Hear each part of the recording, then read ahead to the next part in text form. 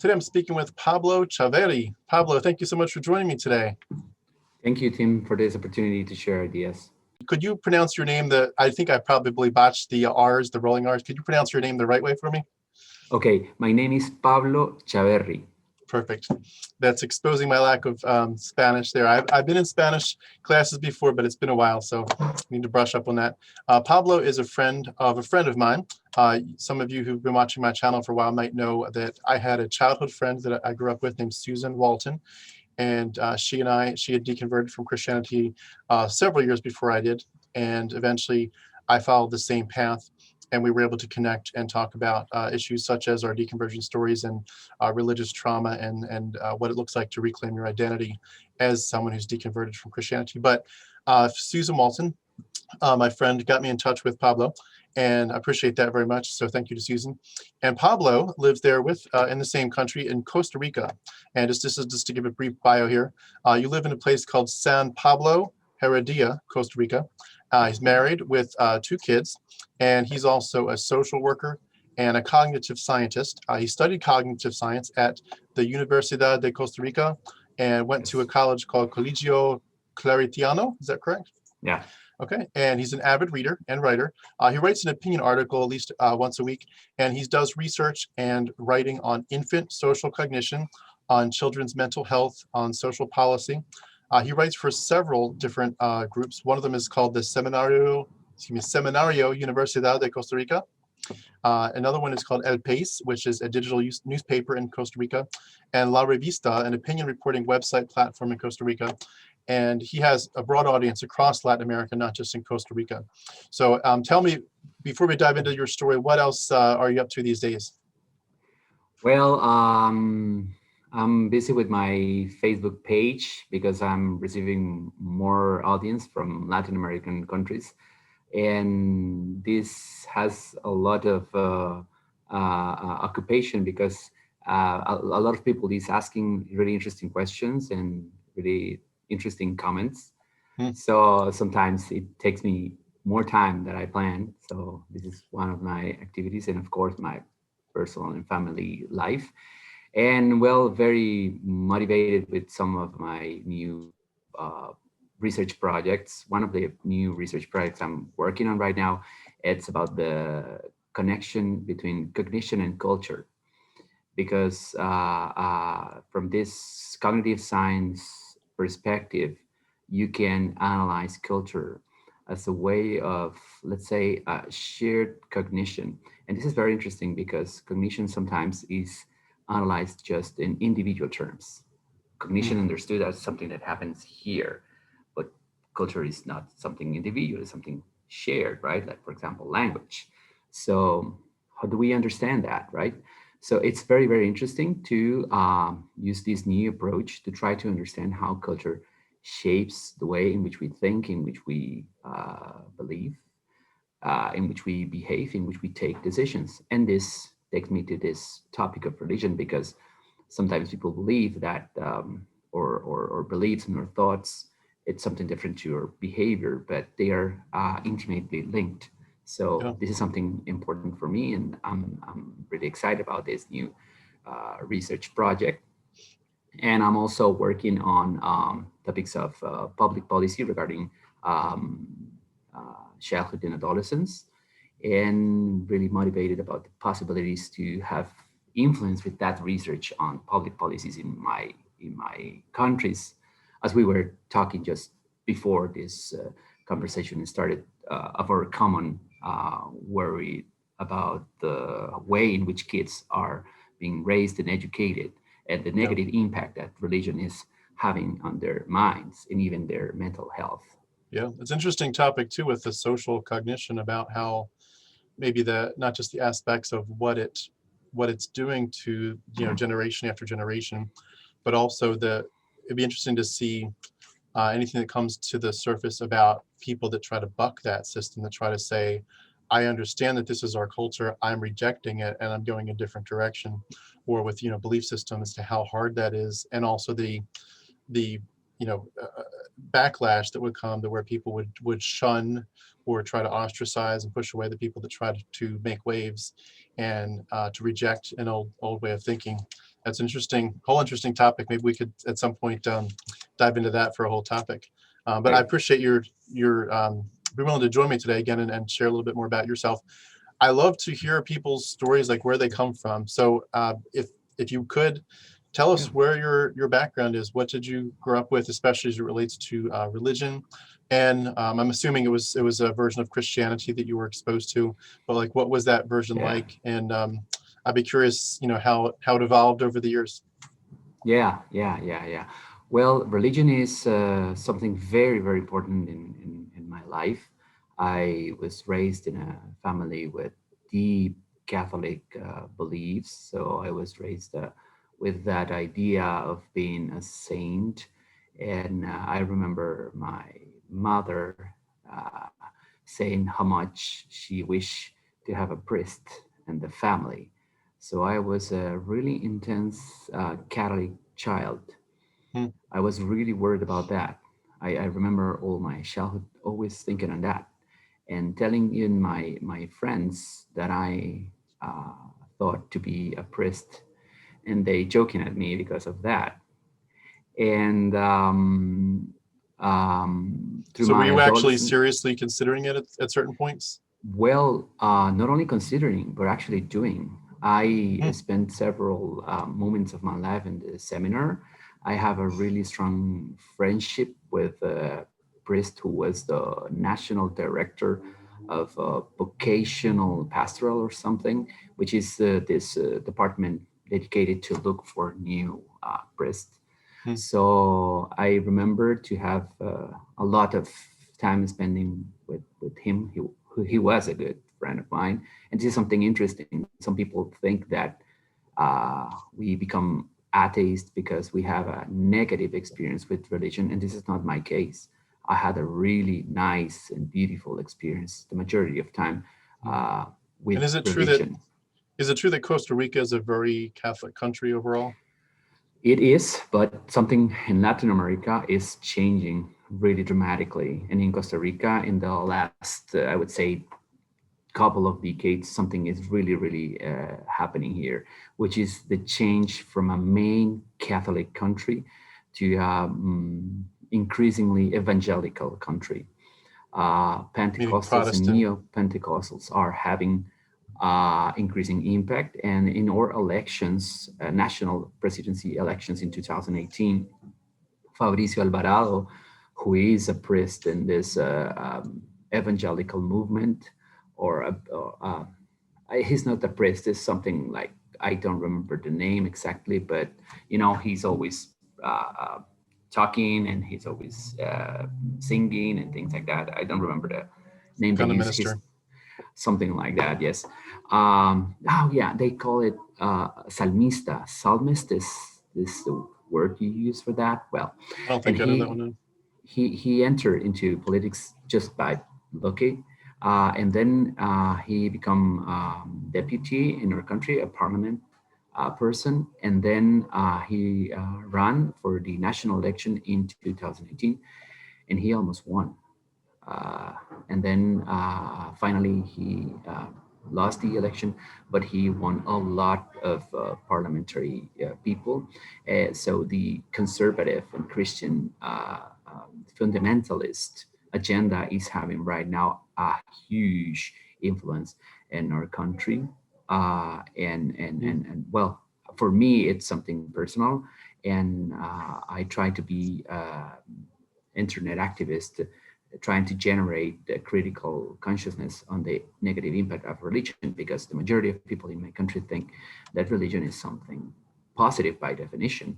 So when you say that this is not the case, a lot of people reject that idea. So we are actually a counter cultural movement in that sense. We are That's awesome. against the main hegemonic current of culture. So, well, this You mentioned worries me a lot. Pentecostalism. Is that right? Sorry? You said a lot of it is from Pentecostals. Is that Yeah, correct? yeah, So and yeah. they're, for anyone that doesn't know the Pentecostal movement, they're much more charismatic. A lot of it is talking, if I'm not mistaken, and correct me here, but A lot of it is about miracles. A lot of it is about messages from God where God is actively speaking, where the Bible is still very, very important, but God gives people messages where, he might say, hey, like the pastor says, I have a message for you. And it's not from the Bible per se. It's like God actually spoke to him or gave him an impression or a dream. And it's a lot of it sometimes for some groups, I believe, is speaking in tongues, as a proof that the Spirit's working in you. And a lot of it is just a lot of excitement, even if you're not into the miracles or the tongues, just a lot of excitement, a lot of fast paced church services and just a lot of fervor.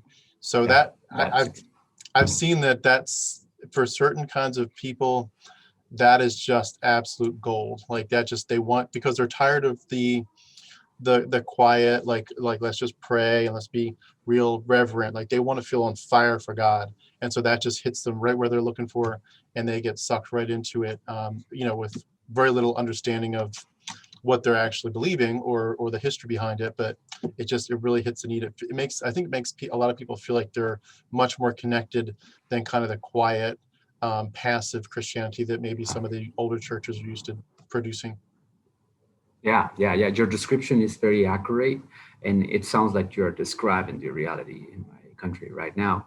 And I think this is something really important, because to understand these beliefs is not enough to understand the cognitive and the informational aspect of this. It's needed to understand the emotions and the personal needs that are playing a role here, right? And how hope it's important for these people. So it's not unusual to see that the majority of people in these movements, in my country at least, is from people less educated, with people from poor communities or more vulnerable communities, or people with different, factors of social risk. So it's interesting to see this, how this social context shape this need, and then how religion is providing them something that no other sources are providing. Yeah. So it's consistent with the fact that the people in the countries with the higher levels of education, as well as well-being and human development, are the more atheist countries, because they don't need that external locus of control. Yeah. So I was curious with the poverty issue. One thing that we see here in America, and I'm just curious if you feel like you see it there too, is that there is this idea that the people in ministry, or at least at the top levels of ministry, like the pastor, and maybe other people that are kind of like a traveling preacher, maybe, but the people that are in the spotlight of leadership are, in our country, a lot of them are very, very wealthy, because not just like they didn't come in wealthy per se, but they became wealthy because of their preaching, because of their church. And they have private jets and things like that. Yeah, and it's a couple of names for it, but one of them is called the Name It and Claimant Theology, where you just, I just claim wealth and God's going to give me, or He's going to make me very healthy. The health and wealth prosperity gospel. Do you see that there, or are more preachers more like, I'm just like you, I'm poor, I've got a little house and a 5-year-old, 10-year-old car, I don't have jewelry on my fingers. Which way do they go with that? Yeah. Really good point. I think that this is relative to the country situation. So we, as far as I know, don't have pastors with private jets or something like that, but we have wealthy pastors. Some of them publicly questioned by the way in which they have made that wealth. And I think that indeed they are having a lot of economic and political power, and their influence is increasing.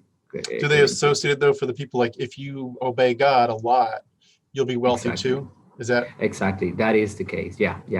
And this economic way of understanding religion, it's really, really clear, and they use that to manipulate poor communities. For example, if you are unemployed and in poverty, they are going to help you, but they will ask you to pay, how do you call it in English when you pay the 10% of your income? The tithe. The tithe. So they have to do it by their own life for the entire life, because they help you 1 month of your life or something. And if things don't work well, then they say you are not having enough faith. That is why God wants to help you and to make you wealthy, but you are not doing enough and you are not having enough faith. So faith is the main point for them. If you have faith, then you are going to be wealthy. You are going to have a lot of positive things. So they have this kind of really arbitrary thinking. When things are going well, it is because of God. When something bad happened, it's because of you or the demon or whatever. But this is openly arbitrary. Of course, as we know, they don't have any evidence to show that linkage, but they deeply believe that. And if you question that, they become mad at you. Yeah, I'm sure. So that background wasn't where you started from. You started right from the Roman Catholic background. And how many kids were there in your family? You mean my brothers? Yeah, how many kids total? 4. Me, 5. Okay. Yeah, 5. I'm the third of 5. Okay. Yeah. And so you grew up in a Catholic family, and your mom was praying for one of you to become a priest. Exactly. What was church like, and specifically, I'm curious, what did they talk about in terms of the big question of how do you get to heaven? How do you have peace with God? How do you deal with sin? What was it like growing up in the church, and what was the message? What were the messages about in terms of the big picture?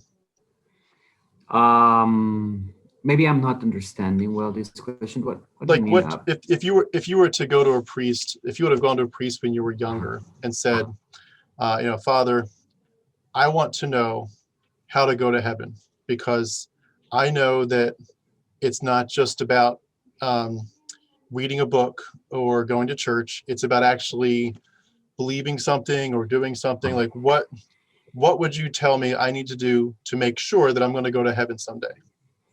Yeah. Well, I don't remember having a conversation like that with a priest in my infancy, but the idea was like, okay, you have these 10 commandments. If you fulfill them perfectly, things are going to work well. But if you fail in any of these, then you are going to go to hell. That was the message I received. And there's a purgatory for the lesser sins, right? Well, yes, they talk about that, but they prefer to put the emphasis on if you fail, if you're doing sins, then you are doomed, right? You are going to hell. So yeah, the purgatory was like a middle place or something, but they don't really talk about that. They always talk about hell. And they teach this from a young age, where when you're a little kid, you know what hell is. Oh yeah. And is there, I'm just curious, because there's obviously a span of people that believe different things about what hell looks like, but was it taught to you as a place of fire and torture and torment? And did it have an end? Like, could you, kind of like purgatory in my mind is like, you stay there for a period of time, and then either you're purified because of this kind of, middle ground fire, or maybe people are praying for you, or they give enough money to the church, and you kind of, because of what people are doing for you, they get you out of purgatory early. But like, it's only for a short time compared to eternity, and then you get to heaven. Hell is not like that, right? Like, if you go to hell, it's it, you're done, right? You stay there forever. Yeah, exactly. You have no way to go up. Yeah. And if you are in purgatory, you have the possibility to go up, depending on what you did in life. Right? So it was like, for example, if your transgressions were minor and you were a good Catholic and you were always going to mass and you were always behaving as a good Christian, and you recognize Christ in any moment of your life and things like that, then sooner or later you will go to heaven to enjoy the presence of God, blah, blah, blah, blah. But if you go to hell, there's no way out. And Did that scare you at all as a kid? Oh yeah, a lot. I remember, especially these few minutes after mass when I went to Catholic mass, and really worrying about that. I remember particularly a priest in my adolescence. He was really negative. He was like, "Hey, you sinners, Like how you God's angry at dare?" that all the time, kind of stuff. Yeah. He was like, "We are bad," all the time saying that. And after that, you felt like, "Oh gosh, I'm doomed. I'm done. I Hmm. masturbated today in the morning, so yeah." And I have this bad thinking about sex is something particularly obsessive in Catholic religion, Hmm. right? So I remember when you have to confess your sins. When I went to high school, to Claretiano High School, which is a conservative Catholic high school, the first question the priest always asked was, "Okay, masturbations, how many a week?" Okay, that was the main question in confession. So you felt really bad because the majority of adolescents do that and think they are doing something bad. And I really think that, and all my friends were exactly the same. So we have a word for that. If you, we say in Spanish, el que peca y reza empata, which means that if you do sins and then you pray, then you are going to be tied. That was the idea. So it was uh, absurd, actually. Yeah, Instead I of had. having a good health and sexual education, we have always this idea of this is sin, this is bad, you're doomed, you're going to go to hell. This is the main strategy, and they actually hit us also in high school. It was a very violent place, I remember. Yeah, and very conservative. Hitting you for like if you talk back to the teacher or something. Yeah, things like Okay. that. Yeah, And yeah. with But the the teachers didn't do that. The director do that. So if you have any kind of bad behavior in the classroom, they take you out the classroom, and then you have to wait until the director came, and then he hit you in the face, and then you come back to the classroom. hmm, Terrible. And you know something? It was a really violent environment, so we accepted that. hmm, And actually, we were counting how many hits you have, hmm, because if you have a lot and you were strong enough, it means that you're a good man, right? That you're a brave man. And masculinity, this toxic view of violent masculinity, was really present in my life. hmm. It was really something I decided to change for my kids when I start to reflect on that experience, because I don't remember moments in my life in which I had critical thinking on all of that. Hmm. So that surprises me because I never had these kind of critical thoughts. I was just worried about the possibility of going to hell. Yeah, and you But had to address some of that through the confession too, right? Where you would kind of like make sure that not too much time passed between sins and when you got to confess it, because that was kind of where you got it. You were clean again, and you could start over. yes, and remember, they always tell you, remember that you can die in any moment. You don't Yeah, know. And the point was, the important thing is to die clean. yeah, It doesn't matter if you were a bad person all of your life, but the important thing is to be clean in that particular moment. right. Instead of the whole process, it's just that. It's just And I guess that's kind of that's where it. last rites come in a little bit too, to just have that one final prayer before you die to make sure that you're clean. Yeah. Yeah, Um, yeah, yeah. Make sure to repent from your sins in the final moment. yeah. So It's like a if you apply that to your life, it's like, okay, don't worry about that. Just make sure that in the last second you say, "Oh God, please forgive me," and then you're going directly to yeah. hell. I have so much I could say about it, but for sake of time, I'm going to hold those thoughts. But it just, in summary of my thoughts, that's absolutely amazingly ridiculous. Just the outcome of what that would do to people in terms of their psychology. And it's like, I don't know if you watch, there was a cartoon we used to have, and that, you know what an anvil is, where like a metal worker would use it to hammer metal.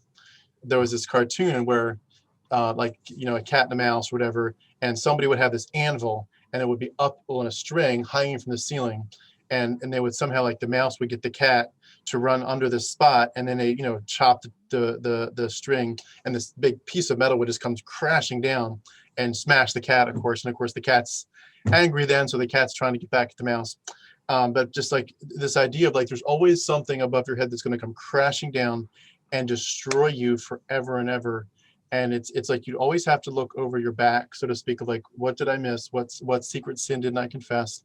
And it's amazing to me too, just the idea of secrets, like how this would create so much of a secrecy, of a double, and not just, this isn't to focus on Catholicism, because Protestantism does it just as much. But this idea of, like, hey, if you really, really, really want to have a sin, you know, you can't have it, because you got to look good in public. Everyone needs to know you're the good altar boy. You're the boy that, you know, sings the song and prays the prayer and kneels and confesses. But if you really want to hold on to your sin, find a way to go do it in the closet where no one can ever see you. Have a secret life. And that idea of pushing people into secrecy is just, oh, we could do a whole lesson on that. It's such a negative thing. And when you bring things out into the open, shine the light on them, let them lose their power, it's so critical to healthiness to get people out of secrecy. And the fact that people, you mentioned sex and puberty, that just pisses me off that they do that to people. And I'd imagine, I don't know how it is with Catholics, but with Protestants, it creates this issue where a lot of people get so repressed when they're single. They're like, oh, I shouldn't think this, I shouldn't look at that.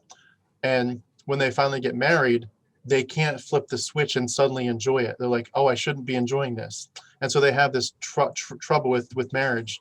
Do you ever have people talk about that with Catholicism? Oh yes, a lot. And I remember people having conversations in which they say something like, okay, when you are having sex, make sure to have it just for reproduction, and think in the glory of God during the act, and have no bad thinking on your wife during the act. So even in that moment, if you have pleasure, sexual pleasure, it was a sin. Mm. So, you know, Unbelievable. it's incredible how unhealthy it is, and the impact it is having in mental life, in sexual life, in the possibility of enjoying your body, and the body, it's always a source of sin, and it is clear in the Bible and in the preaching that, for example, if you masturbate, let's cut your hand to stop doing that, because it's better to go in parts to heaven than complete to hell. It was Yeah. a common idea. Yeah, that's right from the Gospels. That's straight from Jesus. If your eye offends you, pluck it out, cast it from you. Yeah. Yeah. It's crazy. It's Well, crazy, yes.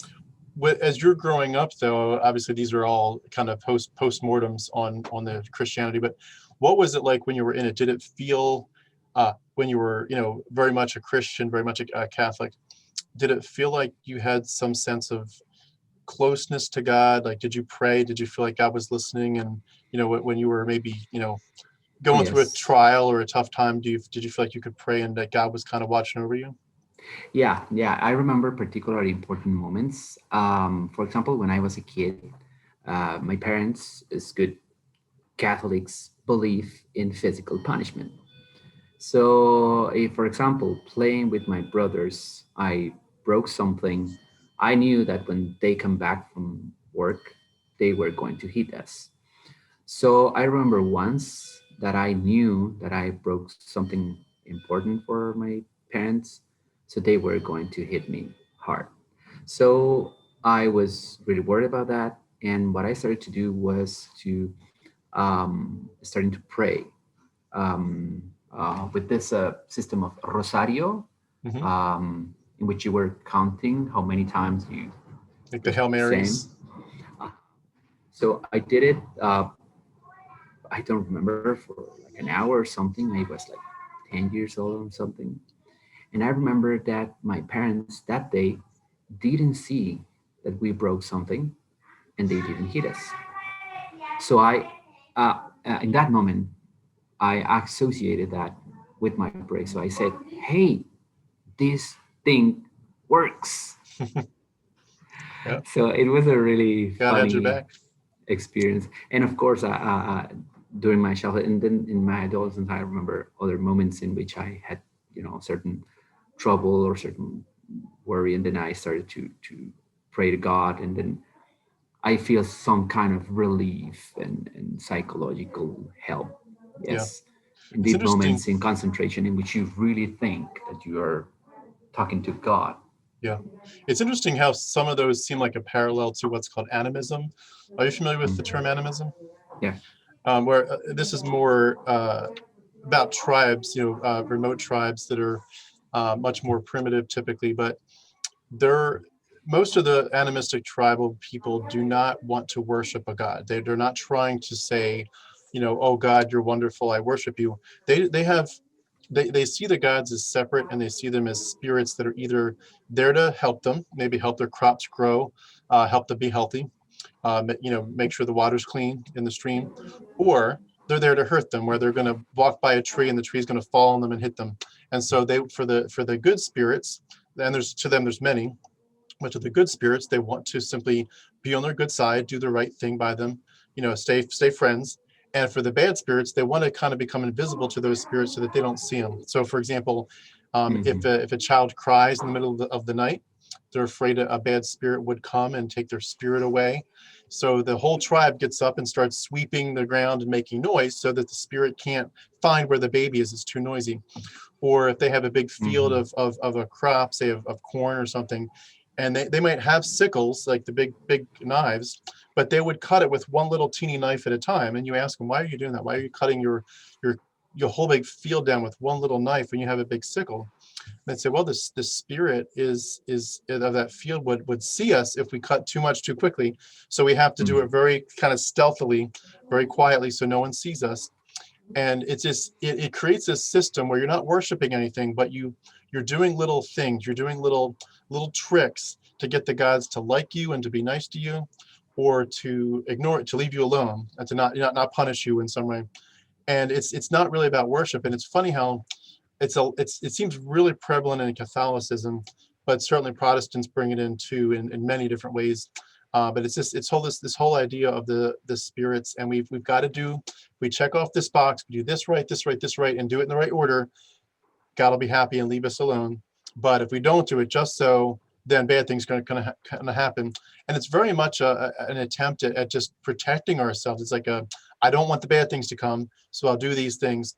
And I mean, there's Christians that would certainly say it's a relationship with God, but a lot of people would, if you look at their lives, it's more like a checklist where it's like, if I do the right things, I'll be okay. If I don't do the right things, I'm going to get cursed. Even the Bible says that. It says, God says to Israel, if you do these things, all these things, I will bless you. I will be a friend to you. I will take care of you and watch Yeah. over you. But if Yeah. you do the opposite, you don't do these things, I will curse you. I will kill you. I will send you away to foreign lands, and I will, ravage your country. You'll all die, everything, you'll lose everything. And so it's like, just do the right things and you're fine. And Yeah. it's very much an intimidation and a fear factor, like Yeah. don't cross this line or I'll get you. It's like an evil spirit, like I'm going to get you if I can find a way to. And it's sad to me how many people grow up with that mentality of Yeah. Yeah. I God is think. out to get you. Yeah. Yeah. Yeah. Yeah. Yeah. Very, very good points. I think that comes directly from the fact that Christianity is created by Romans. And, Romans were very, very good at war, but they were also very, very good at mental control. Yes. So I think one of the main reasons why we have Christianity, it's because they have a lot of trouble, military trouble with Jews. So instead of having more war, they created Christianity to have a system of mental control that is both a peaceful system in which you have to accept the dominance from others, and this is good in the eyes of God, and also this idea of one God instead of a lot of them, and who is super powerful, totally powerful, right? Who knows everything. So I think it's deeper than what you're saying. You have to fulfill the list, of course, but Yeah. you have to do it with your heart and with your conscience and with everything you're doing and everything you are. Yeah. If you don't do these good things with God in your heart and with a sincere feeling and a honest faith, then you are not going to go to heaven, because it's not only the behavior, it's also the mind. So Yeah. people really believe that God can see their minds, everything they feel. So they feel miserable just for thinking, just for questioning their own faith. This is Yeah. something terrible for Christians. If they ever let their intelligence start thinking critically on this, and then I started to think, if hey, is there a God? If, is everything that I'm thinking correct? Is this system of beliefs the correct or the right one? If they just have a glimpse of an idea like that, they will feel miserable. Yeah.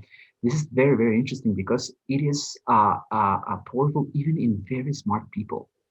I know people with mm, mm, graduate education and PhDs and that who work in science. I work for a university in my country, and I have colleagues with a really good education and developed countries and things like that, and they can talk with you with a very rigorous form regarding science and math and things like that.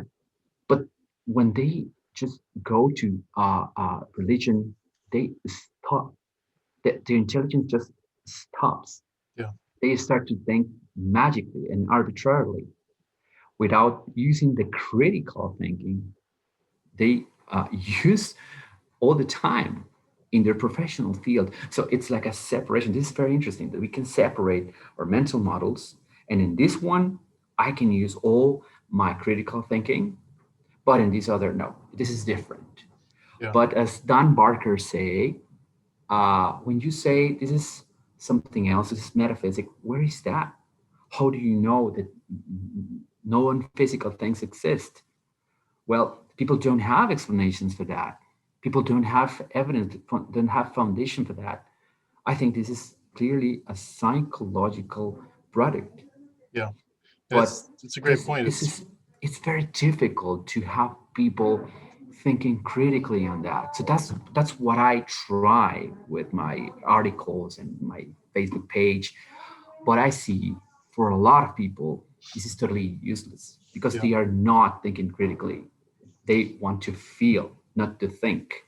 Yeah. It's a psychological issue. It makes me think too of remember a story where a lot of in Papua New Guinea, there's a lot of tribes, and there have been times where as much as they're more remote and tribal and not as exposed to maybe like what you might get in education in Australia, that there are occasionally, tribal women that kind of rise up to the ranks, and that there have been some that, over the years would get high enough in their education in New Guinea to be eligible to go maybe to like a main medical school in Australia.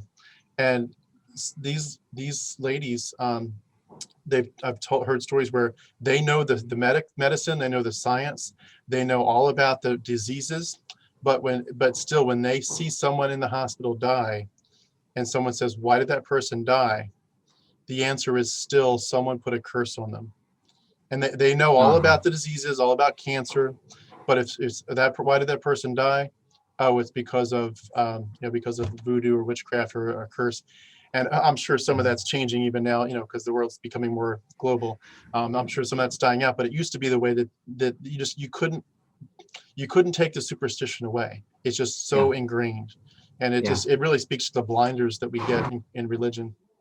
That points directly to the reason why I'm an atheist.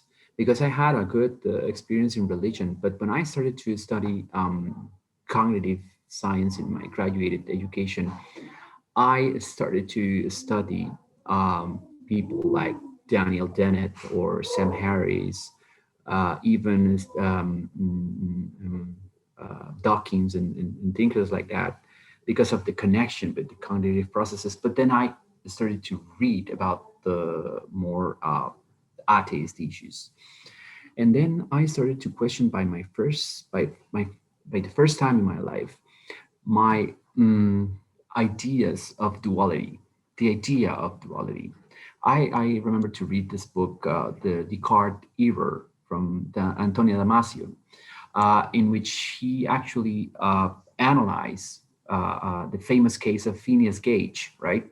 And this idea of duality that is very, very present in Western civilization and then in the whole world.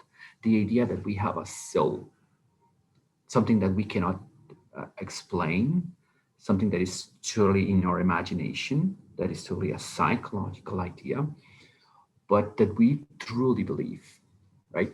So the reason why I think I became an atheist, the main reason, was because of this study and the evidence pointing out that consciousness, that mind processes, psychological processes, are produced by the brain and the nervous system. And there is a lot of evidence showing that, and an increasing amount of evidence showing that. So then I just become aware that I couldn't anymore sustain the idea of a soul, like a ghost in me. Yeah. Because this idea of soul is that I know that I think there are spirits all around me. I truly believe that, but also that I am a soul and this body is going to die, but I can survive.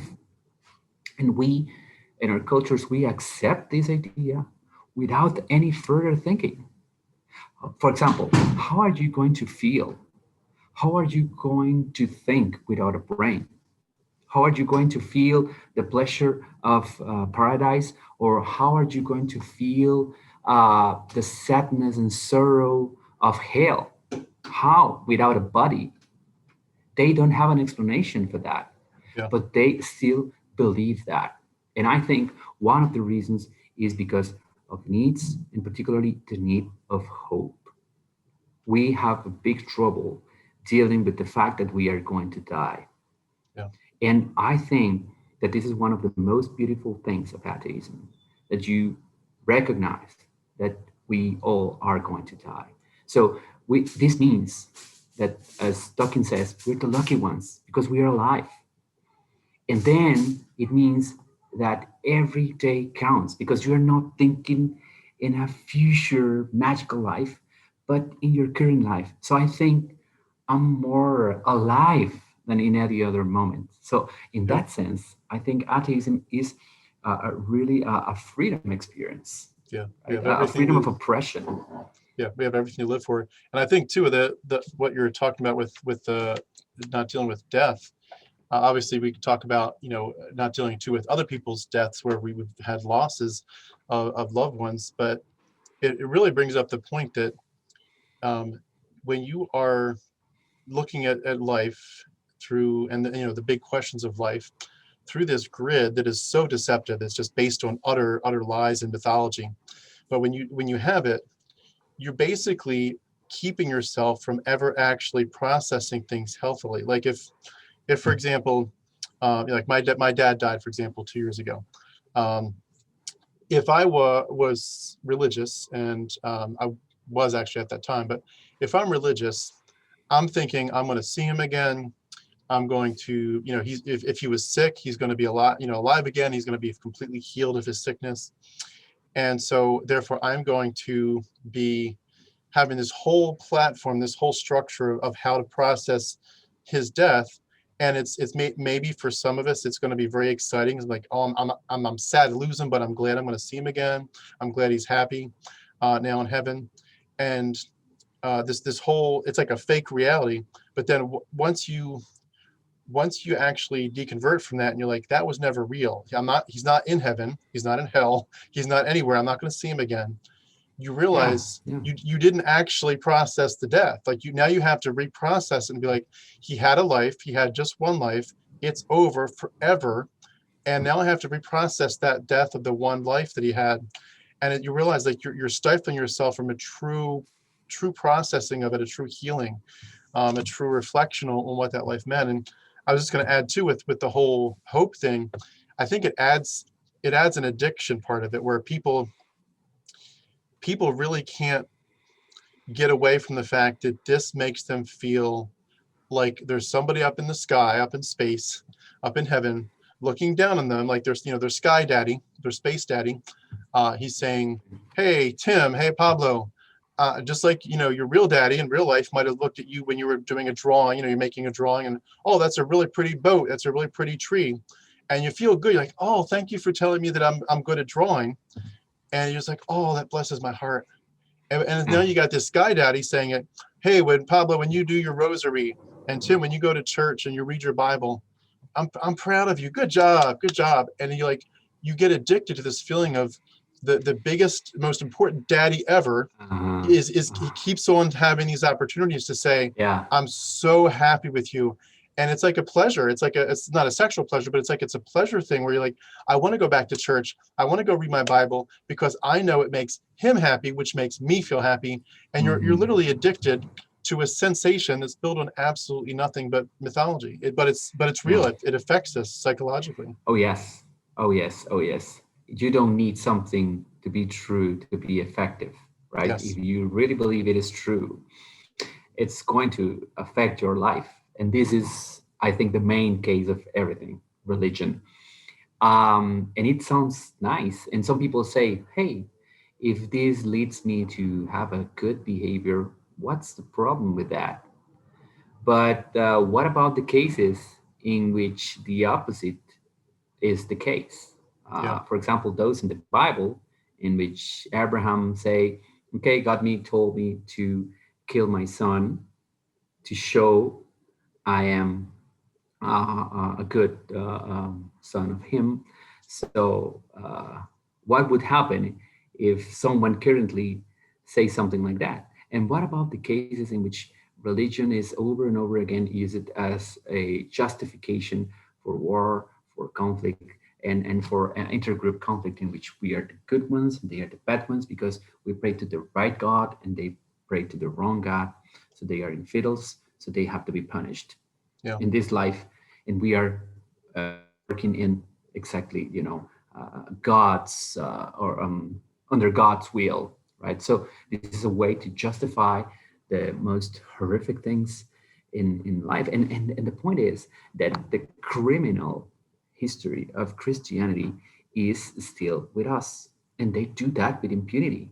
And the Catholic Church and the Evangelical Church and all the areas of Christianity, they are still doing a lot of crime without judging, without punishment, without consequences, because of these whole set of beliefs that, okay, they say, okay, I did something bad, but I am still praying, and God told me that He forgive me, so I'm a new one, and blah blah blah blah. Oh, okay, then go ahead. Nothing bad happened, but they are doing a lot of harm to a lot of people, and we are not being critical to the fact that the Christian dogma, it's immoral in a lot of things.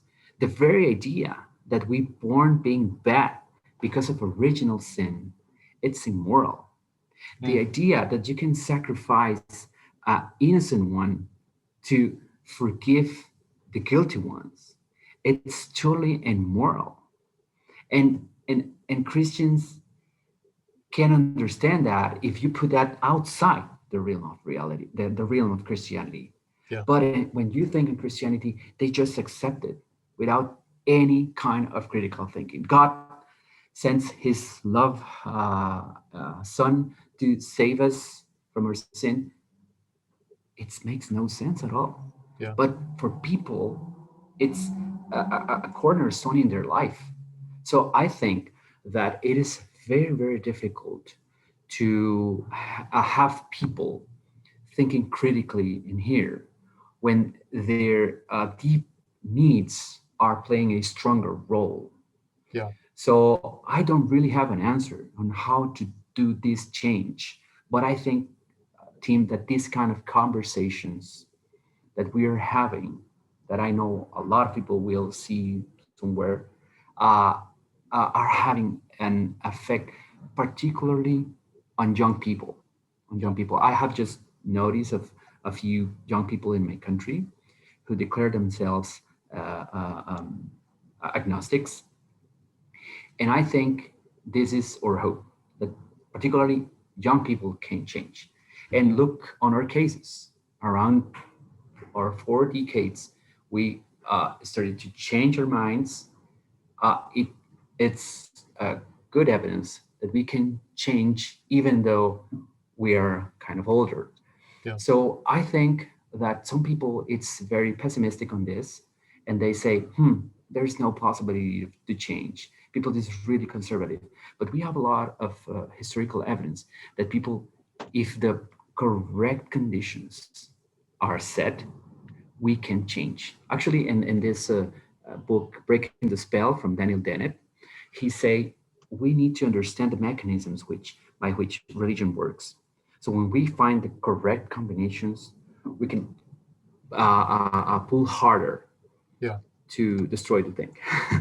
It's a great point, and it is sad to think that some of this is just going to have to die out, literally, of our cultures where past generations die out. But I think that, to me, it's two of the biggest things that I hammer on with my videos and that I'm working on in projects are related to giving people, and especially, I want to give it to young people to hopefully give them a better chance than we had.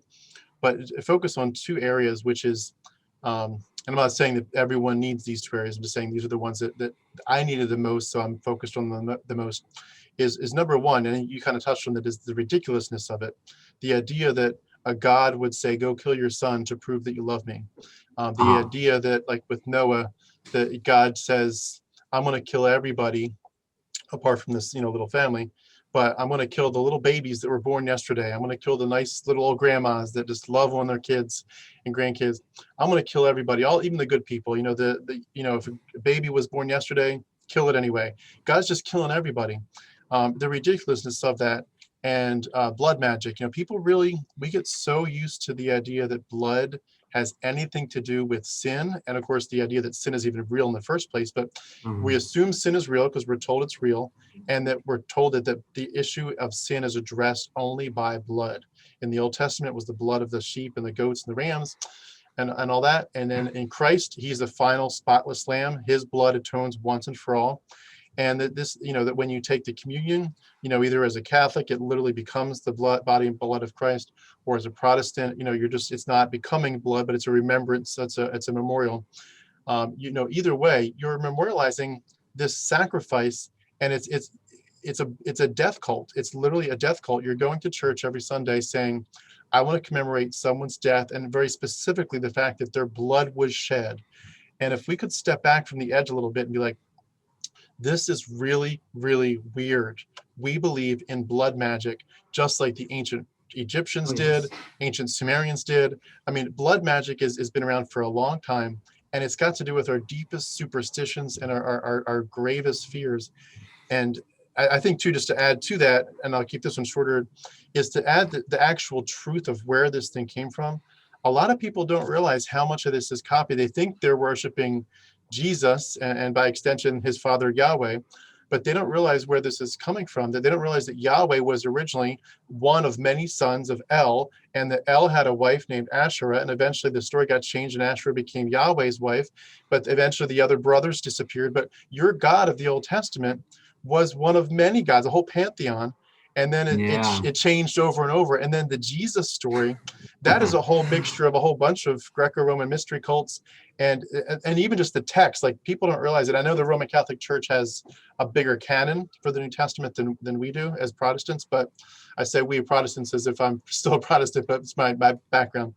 But it's like there are a whole bunch of books in the middle of the what's called Second Temple Judaism, in between 200-300 BC and the time of Christ in the early church, there was a whole bunch of books that didn't make it into our canons, at least a lot of them, and that they're actually quoted in the New Testament over and over and over, dozens and dozens of times, and people don't even know that they're there.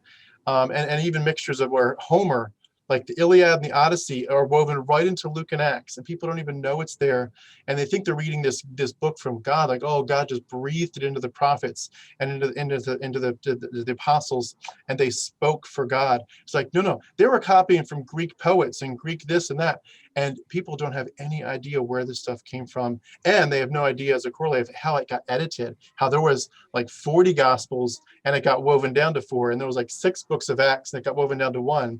They have no idea there's so many other books. And some of those other books, if you actually read them, such as the Book of Enoch and the Dead Sea Scrolls, I mean, if people really dive into the Dead Sea Scrolls, they'll be like, holy smokes, these guys are probably Dead Sea Scrolls. If they were Essenes, for example, a lot of these guys are probably Essenes. We're worshiping a book written by Essenes. And I think a lot of people would at least be tempted to say, you know what? I wasn't told that by my pastor, by my priest. There's a lot more to this story. If I'm going to dedicate my life and my every fiber of my being to this, I need to know what even was this, because this doesn't look right anymore. This looks like it's a death cult, a blood magic death cult that's like a mixture of a bunch of other religions. This isn't even a real religion. This is just a secretized religion. Yeah. This is something really interesting. The cult of death and the cult of suffering. Sometimes people don't realize that they are in their knees in front of a system of torment like the cross. The cross is a torture technique. And they're in front of that in their own knees. So are you thinking on that? The other day I saw this meme, very, very funny, in which a priest just behind a cross is saying to a young person with a heavy metal teacher, saying that, how can you have this kind of image of a dead person in your teacher? And he's just under that exactly symbol, even worse. And I think this makes perfect sense with the political origins of Christianity. The idea of suffering as something good. Yeah. And if someone hits you in the face, just put the other cheek, because you are making points for God. You're suffering a lot. Hey, you're having an increase on your points. So in the future, you're going to have a better place in the paradise because you're suffering a lot. So explicitly, the Bible says, hey, be happy because you are going to have more in the future. So suffering is good. And this idea of suffering as something positive I think, is one of the most negative and pernicious ideas in Christianity that people accept without any kind of criticism. So I think that one of the goals that we should find a way to set is, how can we have people, even a lot of intelligent people, coming back to their own intelligence and start to think intelligently about that. Sometimes I ask people when I have debate with them, okay, if I'm wrong, please correct me.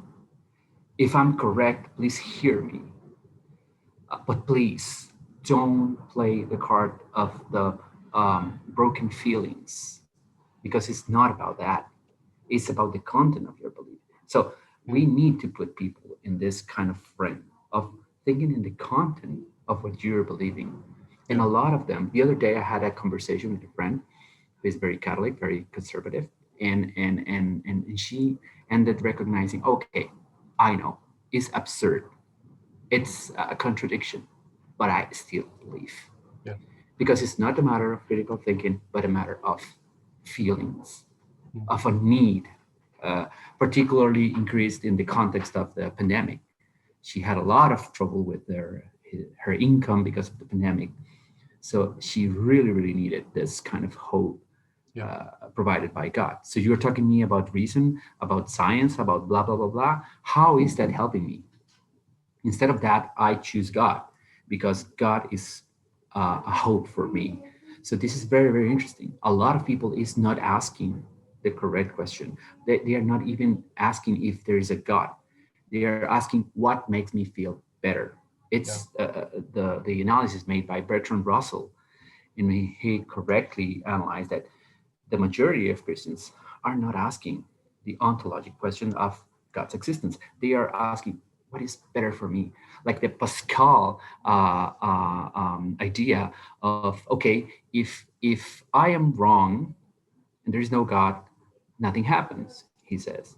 But if there is a God, it's going to be better for me. So what even a very smart person like him is asking a question in terms of what is better for me, what benefits me, not what is the truth. So I think we really need to come back to the Greek skepticism to start to think not what is better for me. No, let's look for truth. And this is something really absurd that Christianity actually says truth is key for freedom, right? Mm. Okay, I agree with that. Freedom and truth are linked. Let's look for freedom, but let's start to do it seriously. Let's start to ask questions about what is true. So truth, it's a very important value. And I think there's a lot of hypocrisy in Christianity regarding truth. So we Mm. need to question that, and we need to take it seriously, and we need to use those other roots, not Christian roots, but other civilization roots in our culture, so we can have this capacity to think critically as a virtue. Because in Christianity, faith is the virtue. But in skeptical Greek thinking, there is no virtue in faith. The real virtue is in critical thinking. Yeah. So I think we need to, let's say, to uh, uh, provide a new base for these values of illustration, uh, of enlightenment, to help us use all of our potential, all of our intelligence, all of our mental capacity to think freely and without fear. Without fear, I think if we at least push a little bit this, I can think I will be capable of looking my kids into their eyes and say, okay, I did everything I could to improve the culture we live in and Yeah. the kind of mentality we are involved in. Yeah. I love that what you just said too about just being willing to see doubt as a good thing. You know, doubt is if there was such thing as a virtue, doubt is a virtue. Doubt, questioning is a virtue. Blindly accepting things. You know, in the gospel story, Thomas the doubter, if that had been real, which I have very good reason to believe it's not real in any way, but if it was real, if Thomas was really real and he had said, I don't believe until I see, that's the hero of the story. The guy that says, I'm not going to Exactly. believe without science. And I did want to I ask too, totally agree. I know we're almost out of time, but you touched on something maybe 10 minutes ago that I just wanted to ask about as a final thought.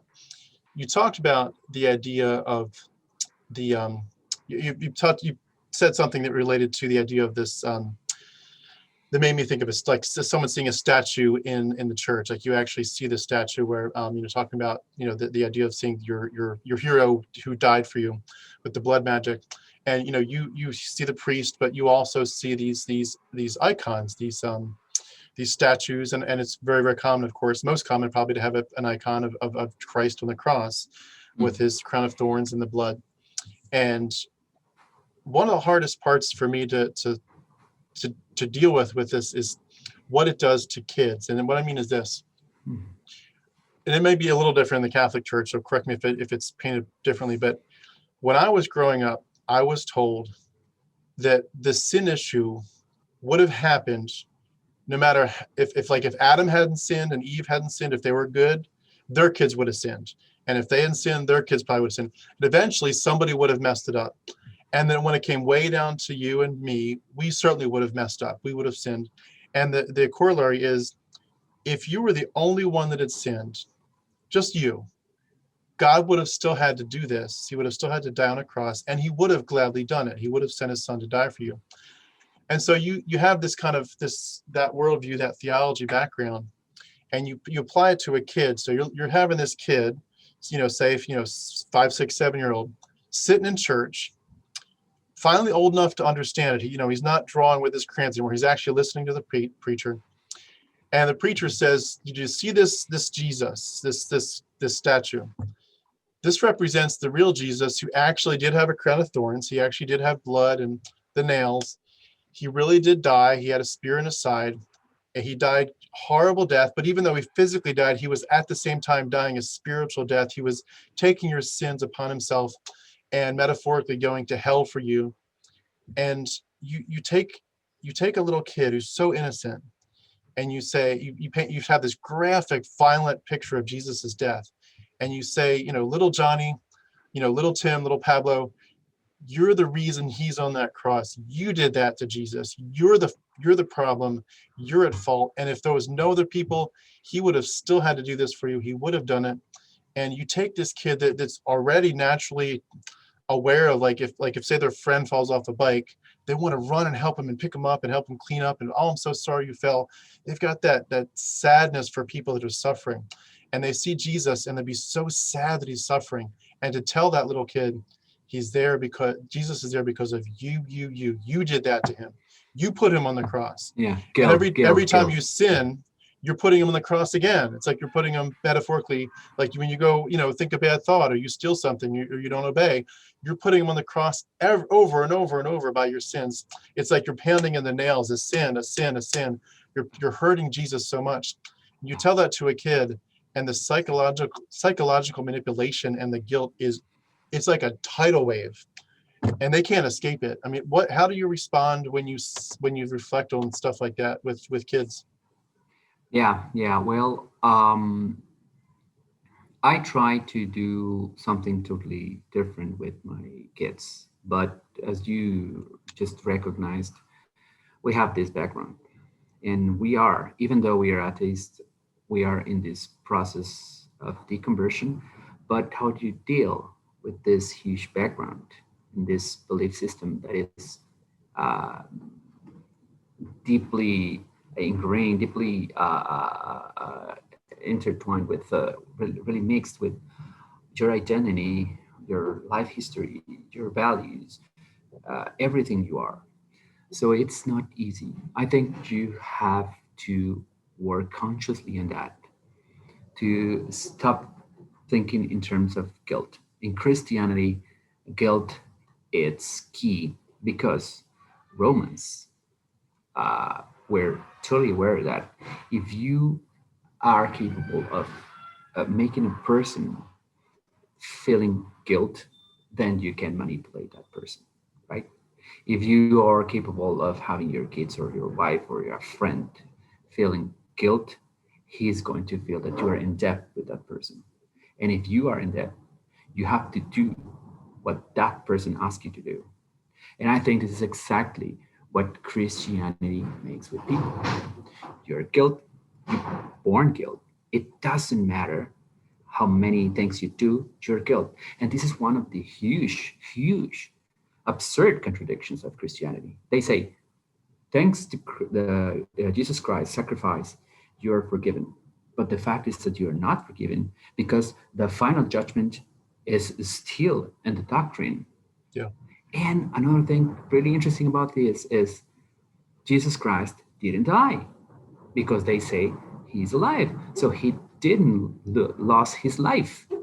So what is the content of the sacrifice if he's alive, right? Even in his physical body, just 3 days after the crucifixion. So where is the sacrifice? Please tell me.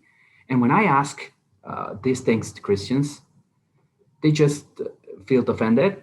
And once again, they use this card of the broken feelings instead of having critical thinking. So I'm really proud of my kids. They are 10 and 8 years old. I really don't try to push them in a particular way. I don't want them to think the same way I do.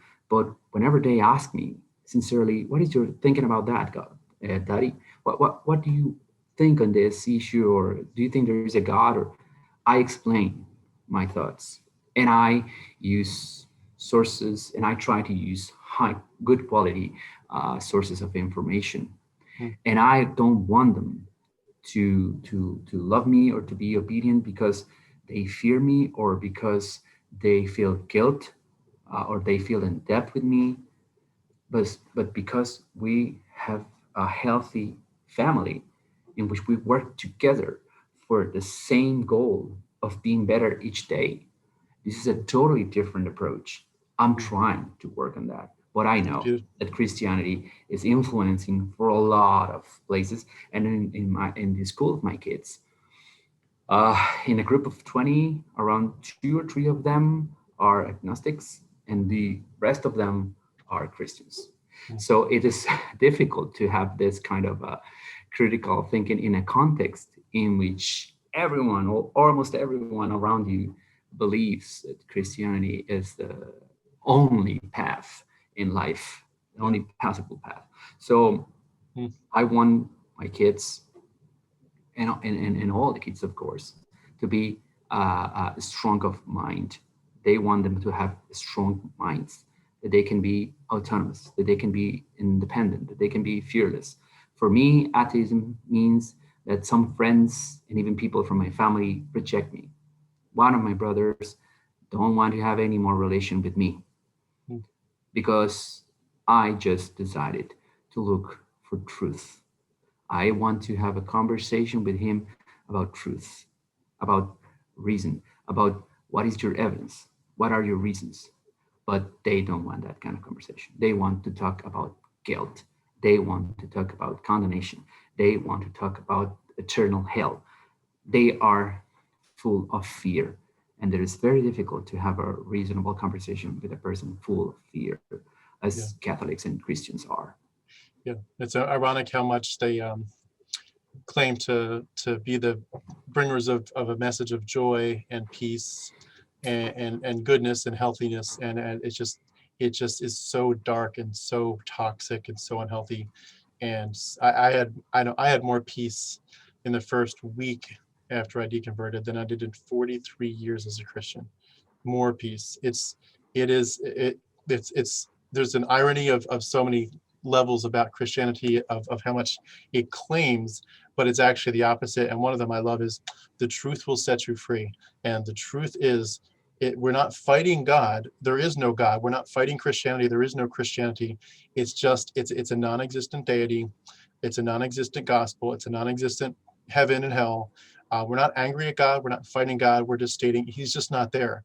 And that truth will set so many people free from so much of this toxic stuff, and just realize that they're awesome. I mean, I think the beautiful part about what you're doing is, and teaching with your kids, is the outcome is people get to step back and say, huh, I'm amazing just the way I am. It's, I'm not here because of some creator. I'm not here because and I'm not aiming at some, glorious eternity in heaven. I'm not trying to avoid hell. I'm right here. I'm present right now. And, I'm really, really glad that I'm here. And with whatever time I've got, I'm going to leave this planet better than I found it. And that certainly means getting rid of toxic ideas, especially when it relates to the way that childhood indoctrination abuses children. And I've learned too that they want to get them young. If you can get a kid sucked into this by 5, 6, 7, 8, you've got them. And they want to get those little kids, and just to be able to give people a chance to start over and clear their minds. It's such a gift to give people, and I hope Yeah. hope people I think listen. I hope people I listen to what think you're saying. yeah. I do agree a lot with what you're saying, and I think that kids and young people are very, very smart, and religion, it's preventing them from using their intelligence, Yes. because they say stop making complicated questions, just thinking Yeah. God is the answer to all of your questions. This is not true. Yeah. This is not true. There is no answer on an imaginary ghost or a cosmic dad. There's no answer for that. You need to think more critically, and we have sources for that. With this explosion of social networks and the internet, we have a lot of junk information and a lot of waste information and a lot of false information, but we have a lot of nice content. So if we are just capable of doing that, just separate good sources from bad sources, high quality information from bad quality information, I think for sure we are going to have a lot of progress. And we have this terrible problem of people believing very, very stupid stuff just because of their needs. I think that is the case of what just happened in the Capitol in the US because of Trump supporters, a lot of them Christians. And I think this is really, really, really related with this entire life training to believe lies, because we are not thinking, once again, in what is the truth. We are thinking in what is better for me. So if quantum makes sense because of my belief system, then I'm going to work on that, even though I have no evidence on that, just because it is part of my system of values. I'm going to follow that idea, even though we have no evidence. So I think that the main point of critical thinking is look for evidence, look for valid evidence, good quality of evidence. And we are going to find out that if we just go and look for the facts, we are going to learn that a lot of things that we believe, it doesn't matter if we are believers or atheists, have no foundation. But I think this is, once again, the real path of freedom, of being free thinkers. Can you be a free person without being a free thinker? I don't think so. Yeah, well, I love what you're doing. I know we're out of time, but I'm going to encourage people to read some of your stuff. I'm going to put some links beneath our video. So anyone that wants to keep going on some of Pablo's work, please click on the links below. And there's a lot more there, but I'll try to include, several maybe of his most important articles, so you can connect with him there. And I just want to say thank you for what you're doing, because this is hard. This is hard work. And you said before something like, you don't know how big of a impact it's going to have on our culture, or how quickly, but you know what, it's like to the one person that can escape, it means the world. Remember that story where I don't know if it actually could happen in nature, but a whole bunch of, I think it was jellyfish that are up on the beach, and they're supposed to be in the water where it's cool, and the sun's coming up and it's going to dry out all the jellyfish and make them all die. And somebody's going along and picking a few up and throwing them back in the water. And someone says, "What are you doing? There's so many here. You can't make a difference. There's thousands of them." And he's like, "Yeah, but to that one that I saved, it means the world. It makes a big difference to them." And it's like we're gonna people said stuff like you mentioned, Daniel Dennett, Sam Harris. People made a dent and they made an impact, and it helped you. People said stuff that helped me. It's like for those people that we can connect with, we're going to connect, and the word will spread. Christianity is a mythological cult. The whole thing, any branch of it, it's mythology, it's a cult, it's very toxic, and we're going to help people escape, and we're going to make a difference, and we're going to make this world a better place. But Pablo, thank you for your part in all that. I really do appreciate it.